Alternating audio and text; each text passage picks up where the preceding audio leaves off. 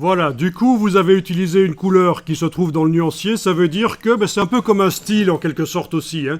Ça veut dire qu'on peut cliquer avec la flèche noire à côté de tout.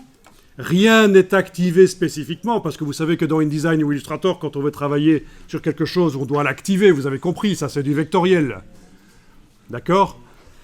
C'est pas comme Photoshop où on prend le pinceau, on dessine sur l'image, il y a des pixels qui tombent dans l'image. On n'a pas dû sélectionner l'image avant. Ici, c'est du vectoriel. Donc, mais voilà, rien n'est activé. On a cliqué avec la flèche noire à côté de la page. Et en double-cliquant sur la couleur fond numérotation dans la palette nuancier, en cochant la case aperçu dans la boîte qui s'ouvre, vous allez pouvoir modifier les deux couleurs d'un coup, toutes les couleurs d'un coup, sur toutes les pages du document. S'il y avait ces couleurs-là utilisées, vous allez pouvoir les modifier. Voilà comment on peut modifier après coup le look d'un document. Ça veut dire que quand vous faites votre document de mise en page, vous n'êtes pas obligé de trouver directement les bonnes couleurs.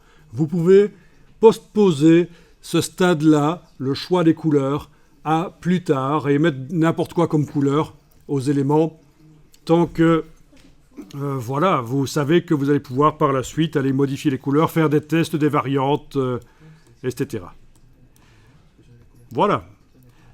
Alors, petite astuce, dans tous les logiciels Adobe, quand vous enfoncez la touche majuscule et que vous prenez un curseur qui n'est pas à 0 ou au maximum, vous arrivez à modifier la luminosité de la couleur. Vous voyez mon bleu qui devient foncé ou clair. Si je le transforme en vert, là, sans enfoncer aucune touche, ou en rouge brique comme ça, même chose, touche majuscule, je peux modifier l'intensité. Les 3 curseurs, ou 4 si je travaillais en CMJN, d'un coup.